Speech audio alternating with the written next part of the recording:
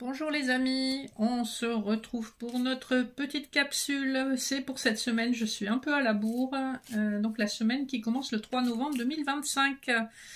Comme d'habitude, c'est général, intemporel, ne prenez que les messages qui résonnent à l'intérieur de vous.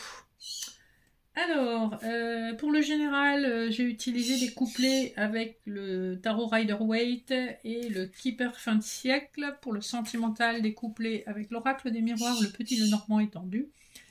Et vos messages annexes, ce seront des couplets avec l'oracle du peuple des sages et le souffle intuitif des cartes. Vous aurez 3 choix selon 3 organites.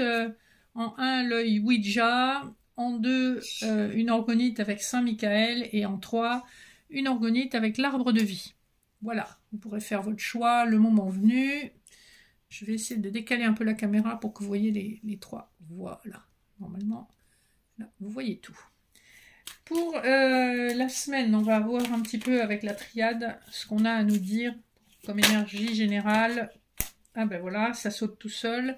On a en dos de deck le message et on a, j'essaye de les ramasser.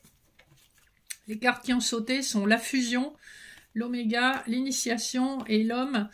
Donc manifestement, vous pouvez vous attendre à un contact d'un masculin qui veut peut-être réinitier les choses avec vous après avoir mis un terme à une relation ou à une vie de couple.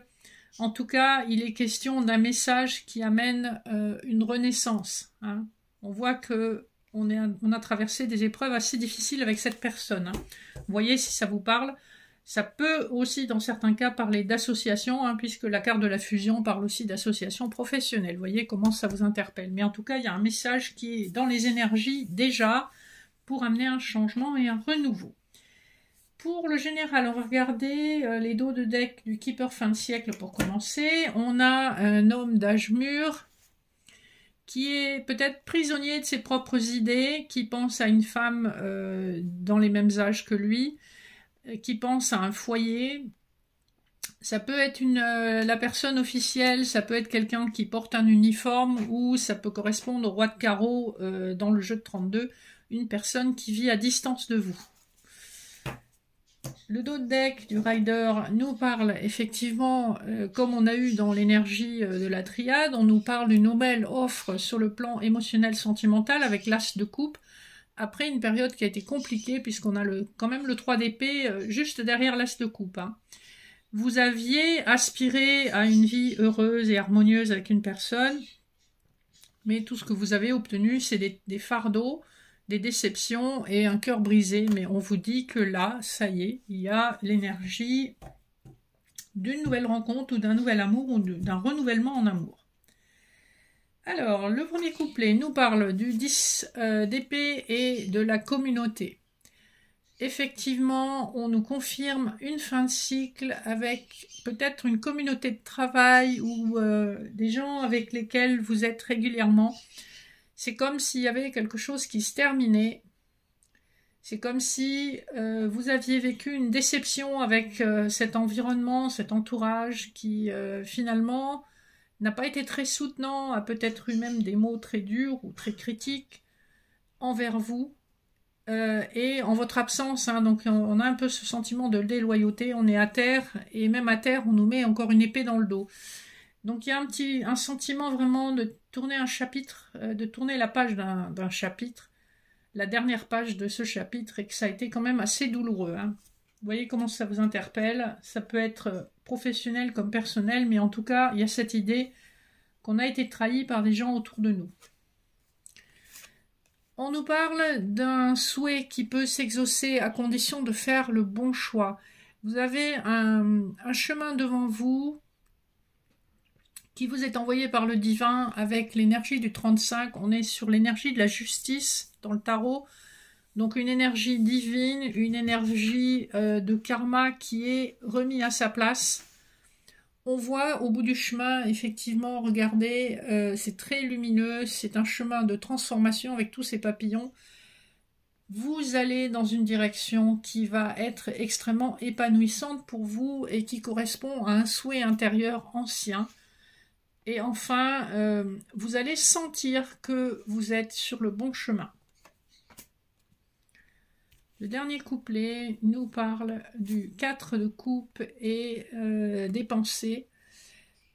On a très certainement un masculin, vous inversez si vous êtes un masculin, qui pense à une féminine et qui a du mal à se concentrer sur les autres offres autour de lui. Hein.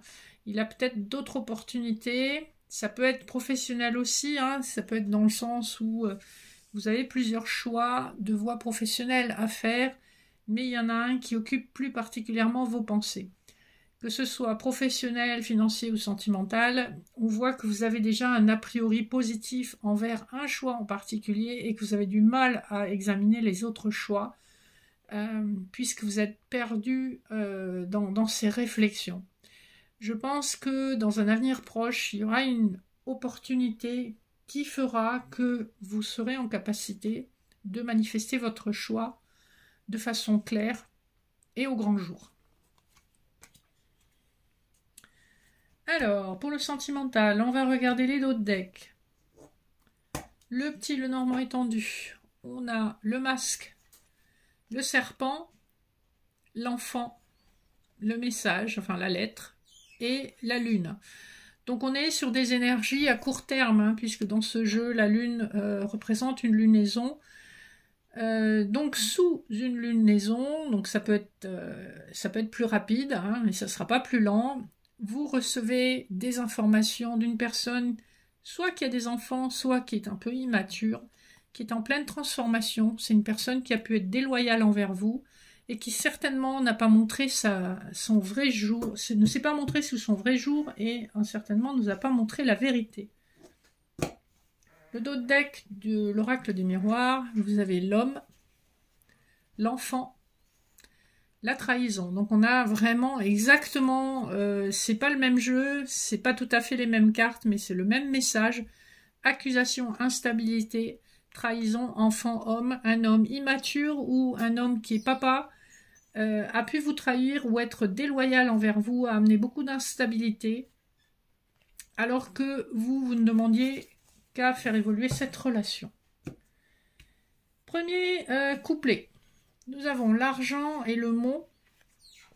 Donc on a peut-être une situation sentimentale qui a été bloquée pour des raisons financières et matérielles. Donc des difficultés liées à l'argent ont empêché cette situation d'évoluer. On voit que l'argent était surtout consacré au foyer. On vous dit aussi avec le mot que vous êtes à une fin de cycle, que vous allez trouver moyen de contourner cet obstacle. Le couplet suivant nous parle du fouet et du changement. On a bien ici, alors c'est rigolo parce qu'on a le chiffre 11 et le chiffre 12 sur l'oracle des miroirs. Donc on a deux chiffres qui se suivent, qui correspondent dans le tarot à la force et au sacrifice du pendu. Là, on voit avec le changement, la roue va tourner, vous êtes en fin de cycle, peut-être que toute une année s'est passée, voire plus. On a cette notion de karmique avec le 11, donc un lien karmique avec une personne, quelque chose à terminer. C'est probablement une personne du passé dans cette vie ou une personne que vous avez connue dans une vie antérieure. Je pense que pour la majorité d'entre vous, ça sera une personne que vous connaissez déjà, qui réapparaît dans votre vie, hein, puisqu'on est vraiment dans ces énergies-là. Besoin de clôturer un chapitre, besoin de mettre les choses au clair, et ça va être le cas. On a ces deux vraiment symboliques d'enroulement, hein. Le fouet, vous voyez, s'enroule un petit peu comme une roue. Donc la roue va tourner. En plus, on est au mois de novembre, donc avec le chiffre 11, je pense que c'est pas un hasard. Les choses vont bouger. Vous allez avoir des nouvelles, vous allez avoir des explications que vous attendiez depuis longtemps, peut-être une demande de pardon, peut-être des excuses, mais la roue va tourner. Voilà ce qu'on nous dit. Le dernier couplet, nous avons le verdict et les poissons. Plusieurs choses ici. Sur le plan professionnel, on nous parle des personnes qui sont indépendantes, hein, donc qui travaillent à leur compte, qui sont assez à l'aise matériellement et financièrement. Donc vous verrez que ça ne correspond pas à toutes les situations, puisqu'on avait aussi précédemment une personne qui avait des problèmes d'argent.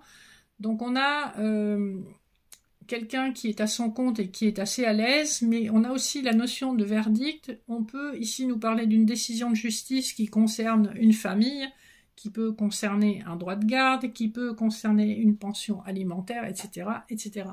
Donc sur le plan financier, il y a une décision qui est prise.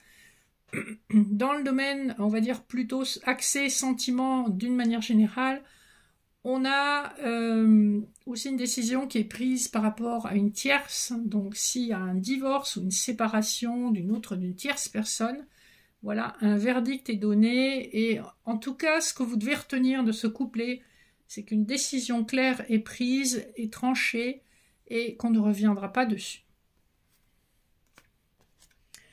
Voilà pour les énergies du sentimental pour cette semaine. Je vous invite, si vous le souhaitez, à faire pause pour faire votre choix sur les messages annexes. Donc vous avez 3 choix. L'organique numéro 1 nous parle donc du Ouija, c'est un œil de protection égyptien. L'orgonite numéro 2, c'est la coquille Saint-Jacques avec Saint-Michael, le protecteur. Et l'orgonite numéro 3, c'est l'arbre de vie. Donc on va voir quels sont les messages. Le premier couplet, donc, nous avons la mésange, l'allégresse, et le dauphin qui nous parle de joie. Donc on a 2 messages qui vont dans le sens de la joie.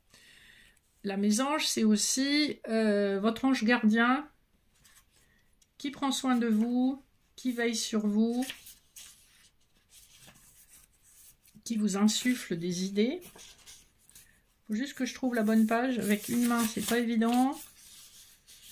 Hop, je vais y arriver.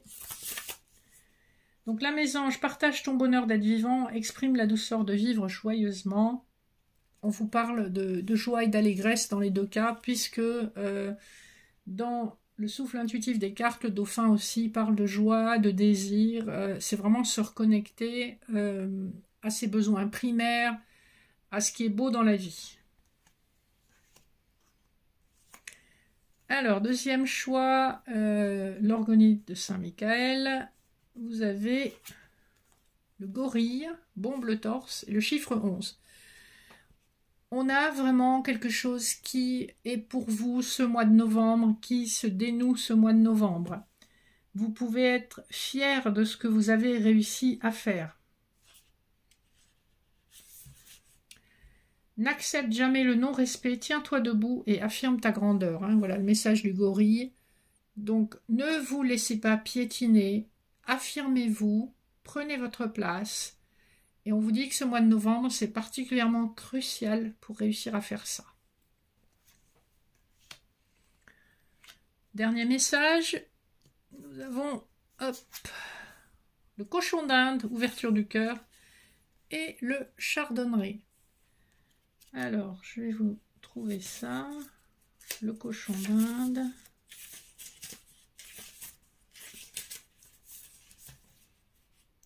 Abandonne-toi à l'amour et à l'amitié. Tu mérites d'être aimé et cajolé. Et on vous annonce avec le chardonneret un nouvel amour, beaucoup de délicatesse, beaucoup de douceur, d'élégance et beaucoup de légèreté, hein, une légèreté de cœur vraiment très agréable. Voilà, donc laissez votre cœur s'ouvrir aux relations en général. Voilà les amis, ici se termine notre petite capsule de la semaine. Désolée du retard, j'espère que ça vous parlera. N'hésitez pas à mettre vos commentaires, liker, partager, vous abonner. Et je reste à votre disposition par mail. Vous avez mon mail en barre d'infos. Si vous avez des questions sur la voyance, la lecture d'annales akashiques, les séances de médecine chinoise, d'hypnose, de laoshi ou autres, puisque je fais aussi des accompagnements. Je vous remercie de votre fidélité, je vous souhaite une excellente semaine et je vous fais de gros bisous. À bientôt.